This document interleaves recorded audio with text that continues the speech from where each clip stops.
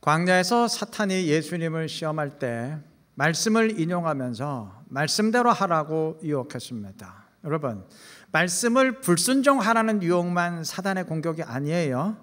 말씀대로 해야 될 것 아니냐 하는데 사단일 수 있어요.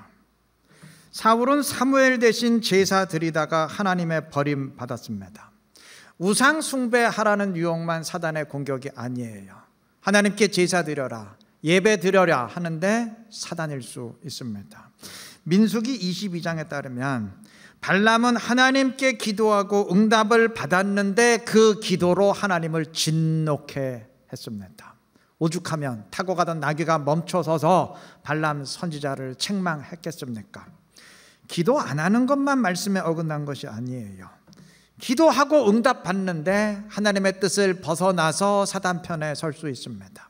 이해가 안 될 수 있어요. 어떻게 기도 응답 받았는데 그게 사단의 편에 서는 것이냐? 얼마든지 있을 수 있습니다. 그러니까 겉모습만 봐서는 모른다는 이야기죠. 말씀대로 해야 될 것 아니냐? 이거 뭐 더할 나위 없이 경건한 모습입니다. 하나님께 제사 드려라, 예배 드려라. 경건한 주장이죠. 기도하고 응답받는 모습, 경건하고 신실한 모습입니다. 그런데 모두 경건하지 못했어요. 모두 정반대였습니다. 가룟 유다는 예수님을 체포하기 위해 예수님께 입을 맞추었어요. 입맞춤은 당시 유대 사회에서 사랑과 우정의 표시였습니다. 그는 그러한 사랑과 우정의 표시로 주님을 죽음의 자리에 몰아넣었습니다. 아나니아와 삽비라는 재산 절반 드렸습니다. 겉으로만 보면 순전한 나드 한 근을 드린 마리아보다 훨씬 더한 헌신이에요. 그런데 그들은 그러한 헌신으로 주님을 조롱하고 심판의 대상이 되었습니다. 명심하십시오. 예배로도 하나님 업신여길 수 있고, 헌금으로도 하나님 조롱할 수 있고, 기도로도 하나님 무시할 수 있고, 주님을 향한 사랑의 표현으로도 얼마든지 주님을 대적할 수 있습니다. 경건의 모습만 있다고 경건한 것 아닙니다. 실제로 경건해야 됩니다.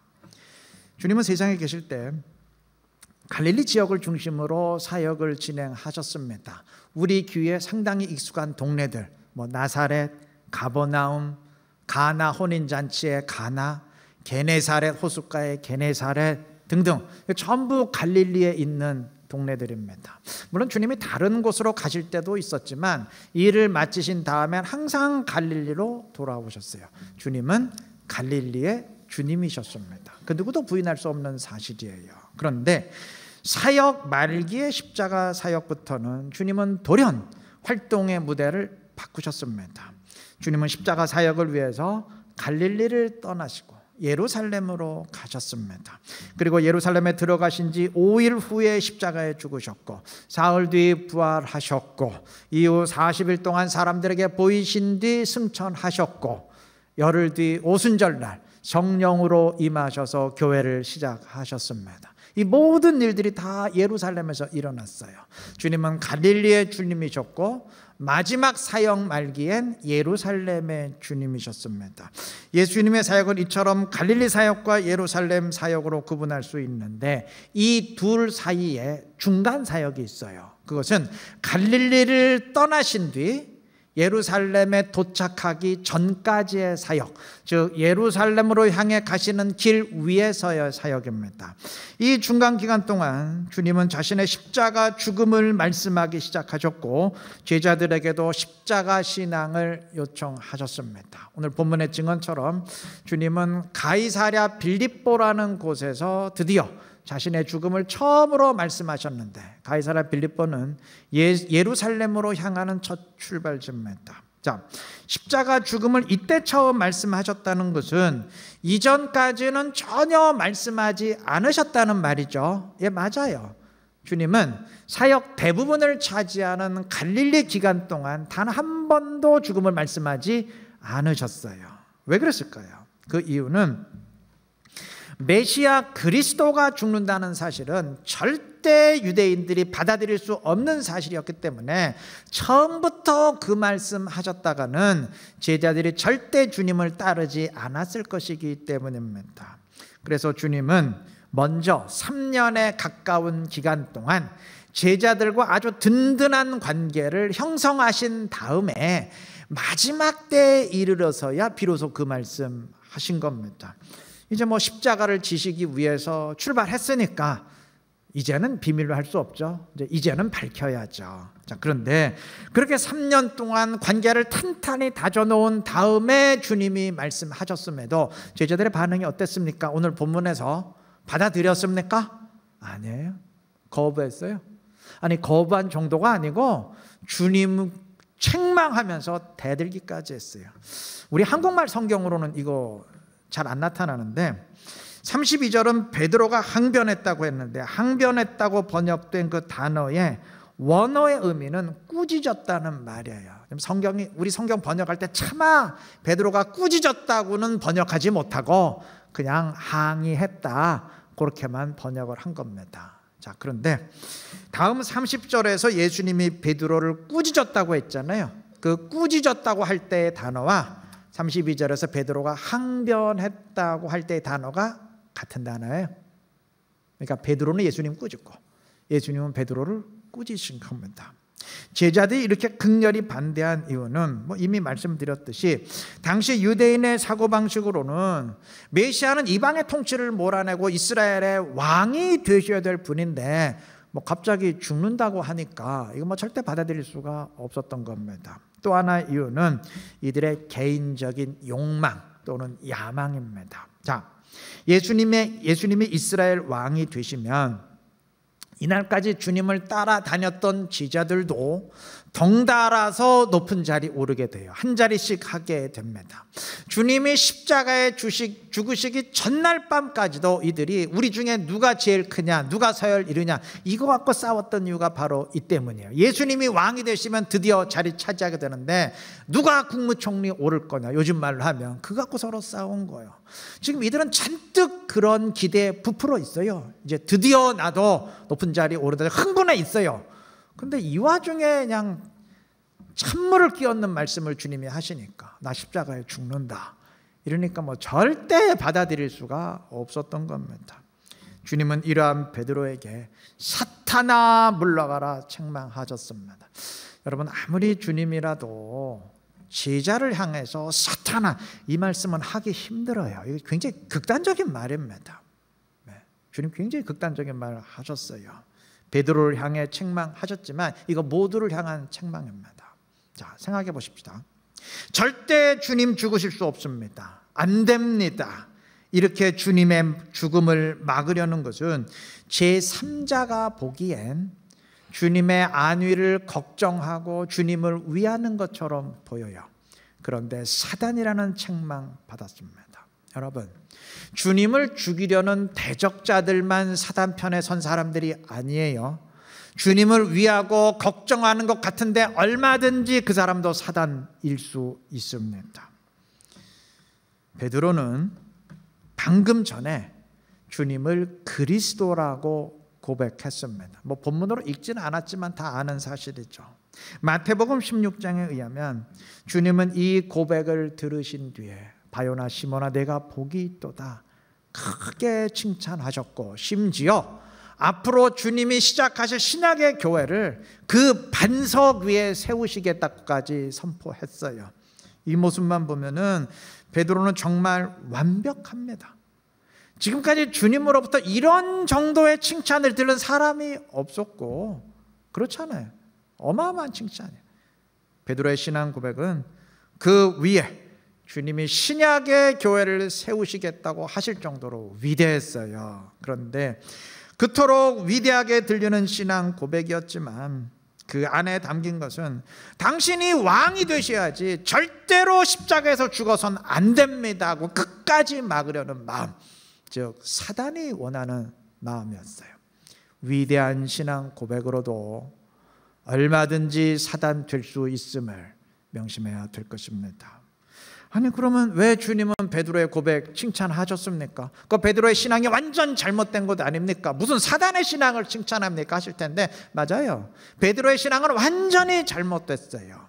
주님은 베드로의 속마음을, 베드로의 내면의 신앙을 칭찬한 게 아니에요. 주는 그리스도입니다. 이 고백 자체만 칭찬한 거예요.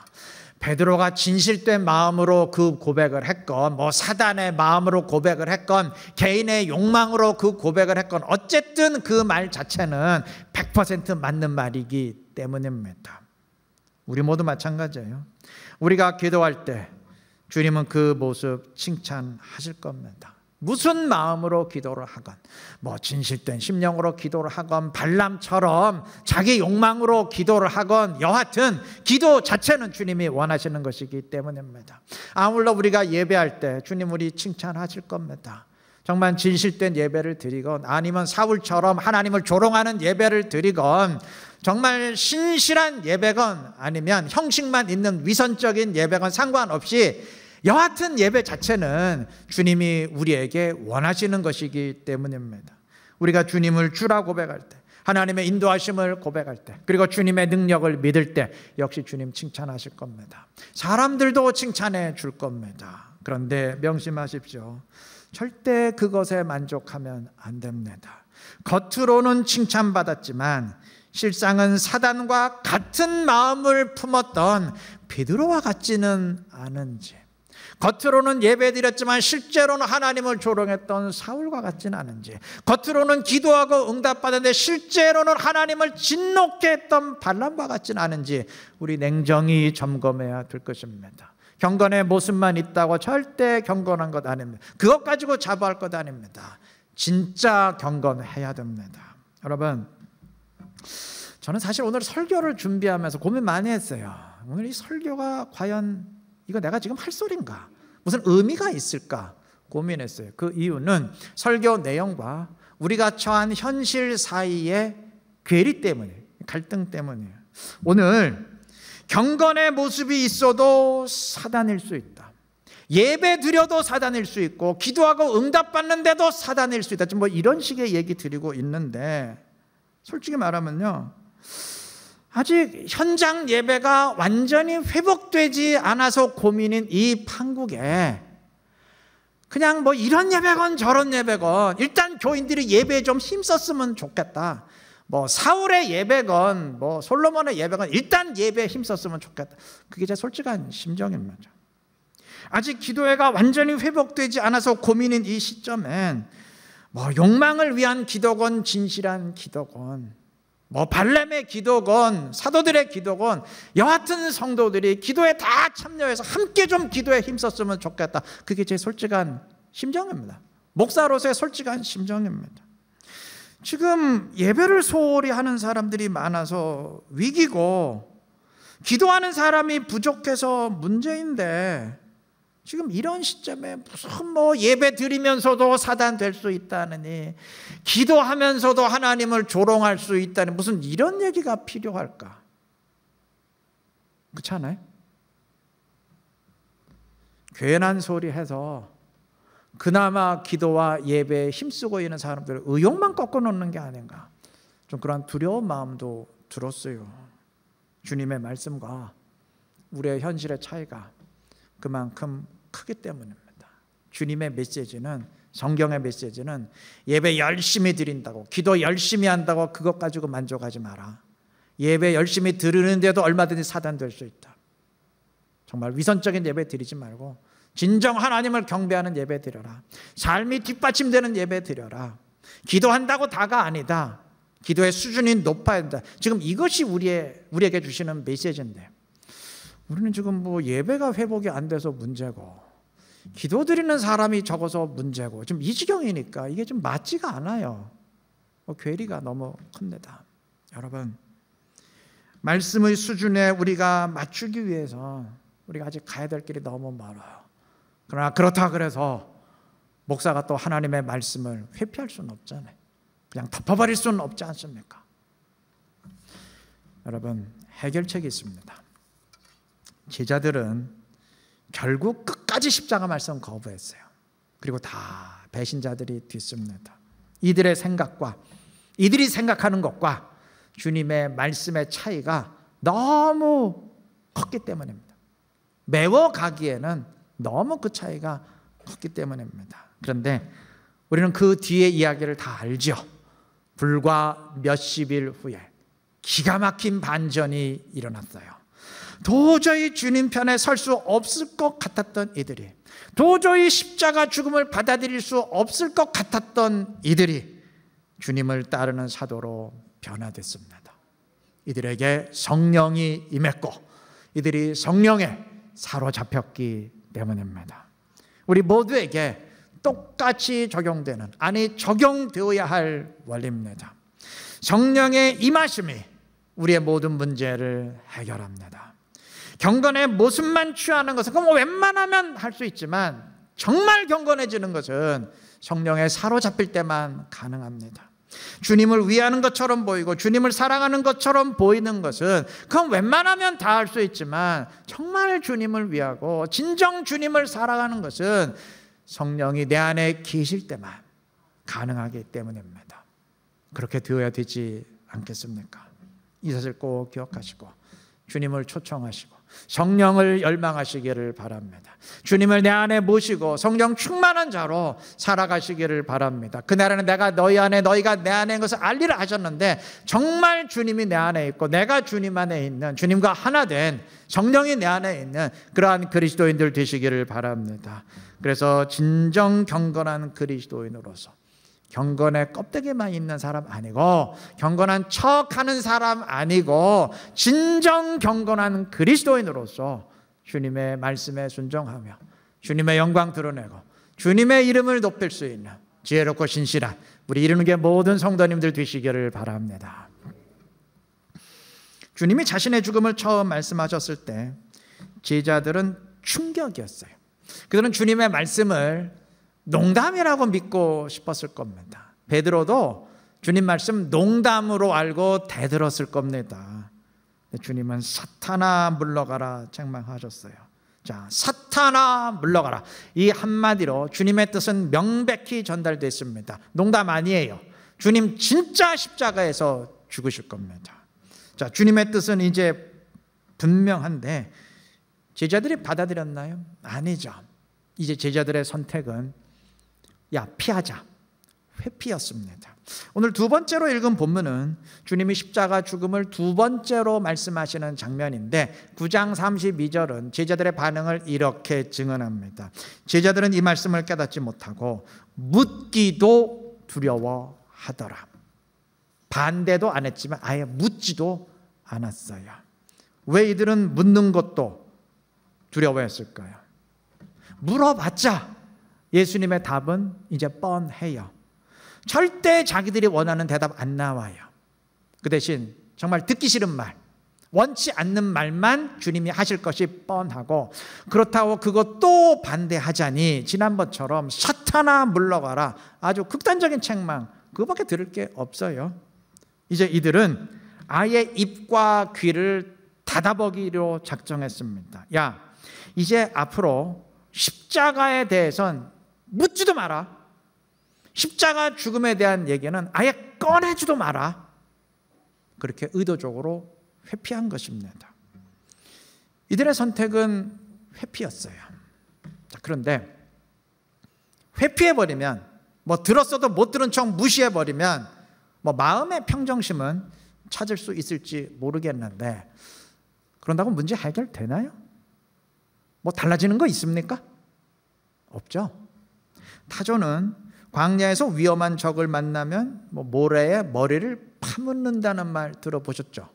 이에 빗대서 어떤 원치 않은 상황이 발생했을 때 이에 맞서서 대응하는 대신 그냥 피해버리는 것을 타조 증후군이라 말하기도 하는데 그렇게 눈 감고 피해버리면 적이 없어지나요? 문제 해결됩니까? 아니죠. 빌라도는 예수님을 재판하면서 군중들 앞에서 자신의 손을 씻어버리는 퍼포먼스 했어요. 내가 이 예수라는 자에게 사형 판결을 내리기는 하지만 이거 내 결정 아니다. 너희들이 내린 결정이고 나는 이 일에 아무 연관도 없다. 책임을 회피한 겁니다. 그렇게 회피했다고 해서 책임 면제 있습니까? 아니죠. 수천이 지난 오늘까지도 그의 이름은, 빌라도의 이름은 십자가 판결의 책임자로 버젓이 남아 있습니다. 열왕기상 13장은 북이스라엘의 초대 왕이었던 여로보암의 어리석음을 증언합니다. 여로보암은 금송아지를 만들고 숭배했어요. 이건 아예 북이스라엘의 초대 왕인데 첫 시작부터 우상 숭배로 시작했어요. 하나님이 당연히 진노하셨죠. 여로보암 왕은 하나님이 보내신 선지자를 통해서 무서운 재앙의 심판을 선포받았습니다. 자, 그러면 정신 차리고 돌이켜야 될 거 아닙니까? 하나님 잘못했습니다. 통회하고 회개해야 될 것 아닙니까? 근데 그의 선택은 회개가 아니고 회피였어요. 피하자. 회피였습니다. 그는 진노의 메시지를 선포한 선지자에게 여러 조건을 제시하면서 자기 편으로 끌어들이려고 시도했어요. 어리석은 일이죠. 여러분, 선지자는 혹 재물로 매수해서 자기 사람 만들 수 있는지 모르겠어요. 그런데 하나님도 돈으로 매수할 수 있나요? 하나님도 내 편으로, 잘못된 편으로 끌어들일 수 있습니까? 아니죠. 선지자 매수해서 자기 사람 만들면 뭐 듣기 싫은 소리는 피할 수 있을 겁니다.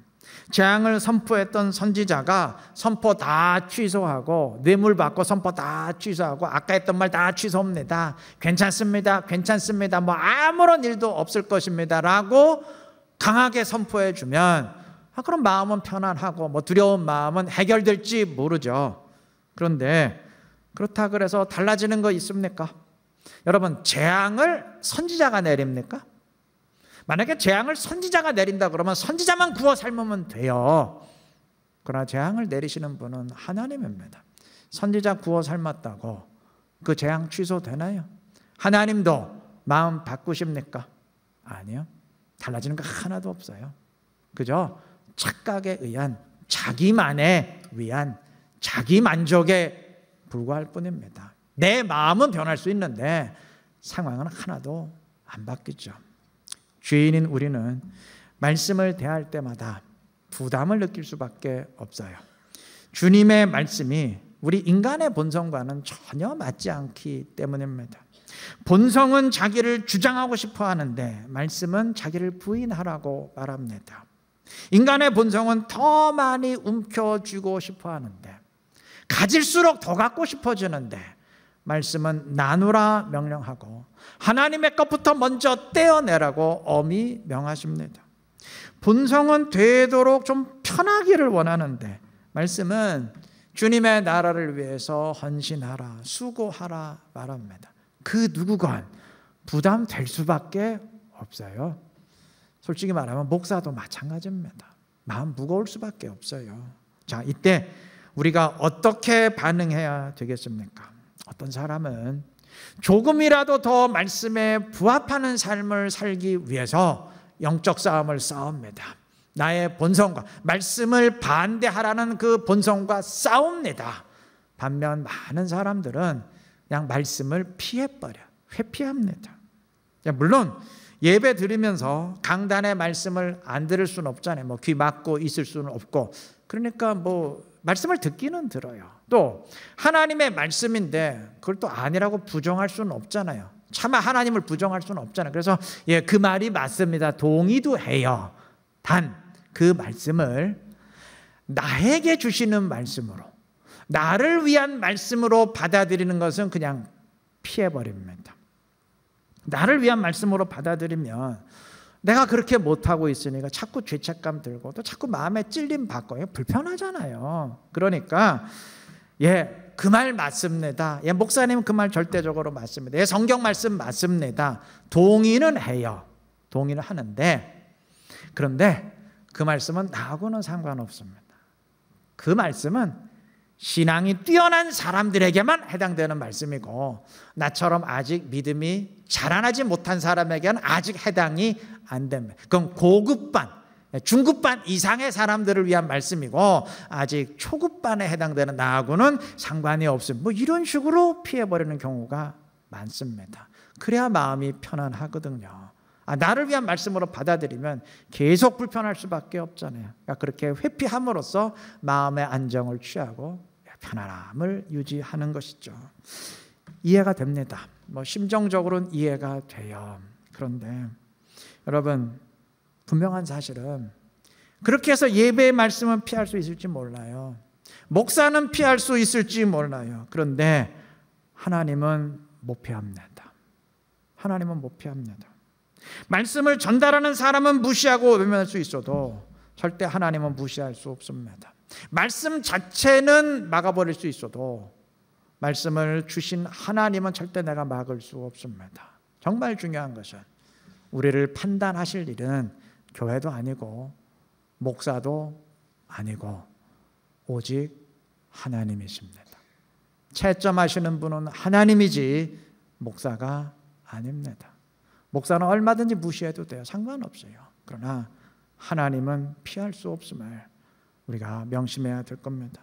목사가 말 안 하고 넘어간다고 해서 괜찮은 거 아니에요. 내 마음 편안하다고 해서 괜찮은 것 아닙니다. 하나님이 인정해 주셔야 됩니다. 오직 판단하실 이는 하나님이십니다.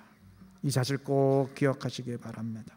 그래서 말씀을 회피하는 우리가 아니라 순종을 회피하고 영적 싸움 회피하고 기도를 회피하는 우리가 아니라 말씀과 대면해서 말씀 앞에 내 자신을 진단받고 말씀과 어긋난 부분 다 깎아내고 나를 쳐서 복종시킴으로써 나를 말씀에 맞게 변화시켜가고 그게 주님의 기쁨이 되고 주님의 이름을 높이고 문제를 해결해 갈 수 있는 지혜롭고 복된 우리 모두가 되시기를 그리스도 이름으로 축원합니다.